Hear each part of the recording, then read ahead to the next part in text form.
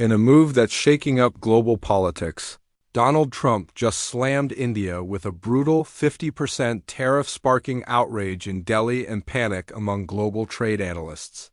Why? Because India wouldn't stop buying oil from Russia. Now, a former friendship between two world leaders has turned into a full-blown economic war. And what's coming next could affect nearly every major country on Earth, but how did it get this bad, and what does Trump really want? Nobody saw this coming, not even India.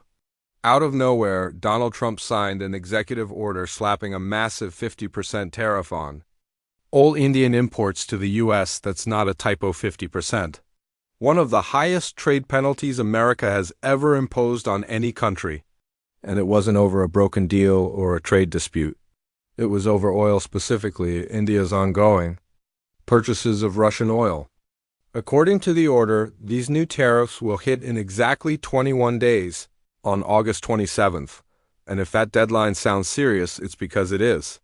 Trump isn't just sending a message, he's drawing a line in the sand. With this move, Trump has triggered what could become a full-scale trade war with one of America's biggest allies.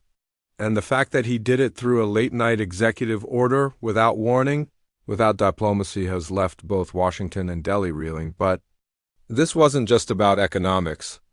It was personal. And Trump made that very clear. So why would Trump take such an aggressive step against a longtime partner?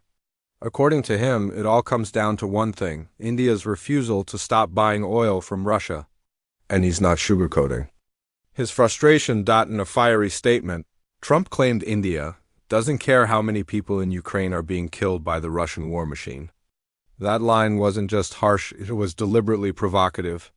It framed India not as a neutral player, but as a country indirectly fueling the very war the West is trying to stop.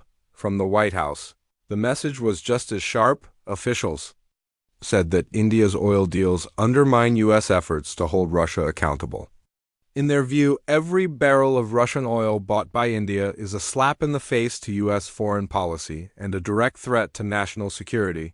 But here's where it gets even more complex. The U.S. itself still does business with Russia. Not much, but enough to raise eyebrows. So is this really about principles or power? India didn't waste time responding, and their tone made it clear this wasn't just business. This was personal. In a rare, blunt statement, India's foreign ministry called Trump's tariff unfair, unjustified, and unreasonable. 3 words that don't just criticize policy, they question the very integrity of the U.S. as a partner. And then came the real warning: India will take all actions necessary to protect its national interests. That's not just diplomatic language. That's a threat, the kind you make when the gloves are off. But what stung the most? The sense of betrayal. Indian officials pointed out that it was the U.S. itself that once encouraged India to buy Russian oil, claiming it would help stabilize global energy markets when Europe was scrambling for supply. India didn't start this trade out of rebellion. It was a reaction to chaos. Now, Delhi feels like it's being punished for doing exactly what it was nudged to do. And worse, they're being singled out, even though other countries like China and Turkey are still buying Russian oil too. So why target India? Behind the scenes, officials are reportedly furious. And while India hasn't announced counter tariffs, yet insiders suggest retaliation is on the table, especially if this spirals any further. What's really happening here isn't just a spat between two countries. It's part of a much bigger power struggle. And Trump knows it. India isn't the only country buying oil from Russia. China, Turkey, and several others continue to import massive amounts, quietly fueling Moscow's economy while avoiding direct confrontation with the West. But with this move, Trump is sending a loud, unmistakable message to all of them: you're next. In fact, the White House made it clear that it's tracking all Russian oil buyers, and further actions are already being recommended to the president, which means the 50% tariff on India might just be the beginning. We could be staring down a future where any country that trades with Russia gets hit with crippling U.S. tariffs. That kind of policy doesn't just punish rivals, it disrupts global alliances. And the timing couldn't be more confusing. Just Hours before this announcement, Trump's top envoy was in Moscow, holding meetings that were supposedly aimed at negotiating peace in Ukraine. So what exactly is the U.S. strategy here? Is it pressure, diplomacy, or both at once? Because from the outside, it looks like the world's economic map is starting to split in two: those who follow America's rules and those who don't. And for countries like India, that's a dangerous crossroads. Not long ago, Donald Trump and Narendra Modi were calling each other friends on global stages. They smiled for the cameras, held massive rallies in each other's countries, and praised their unshakable bond. Trump even called Modi a great guy, and Modi called Trump my friend. But that political honeymoon is over. And what's unfolding now is a very public breakup. Despite the warm optics of past years, the Trump administration has repeatedly targeted India with trade penalties. This isn't the first tariff, but it's by far the most aggressive. And it's not just a numbers game anymore. It's emotional, it's strategic, and it's deeply personal. Trump has always viewed international relationships through a deal-making lens. You're either giving him what he wants or you're a problem. And in his eyes, India's oil trade with Russia makes it a problem. No matter the past friendship, no matter the shared photo ops, what's worse is that this shift in tone could signal a deeper fracture in U.S.-India relations, one that goes beyond Trump and Modi and into how both nations view their future alliances. Because when allies start turning on each other during global crises, it's not just diplomacy that suffers, it's trust. And once that's gone, it's hard to get back. Behind all the political drama, there's a brutal economic reality in India. Could be hit hard.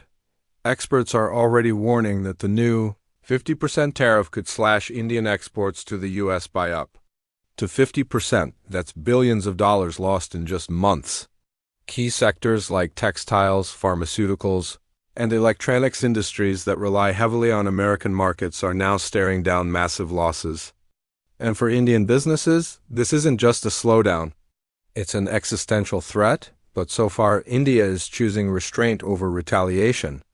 Trade experts and former government officials are urging calm, suggesting Delhi should wait at least 6 months before striking back. The idea? Don't make things worse while there's still a chance to negotiate. Still, the pressure is mounting. If the tariffs stay in place, public pressure inside India will grow fast. And if diplomacy doesn't work, India could retaliate with tariffs of its own, targeting American companies operating in the country. Apple, Amazon, Boeing, none of them are off limits. Meanwhile, the uncertainty is already rippling through global markets.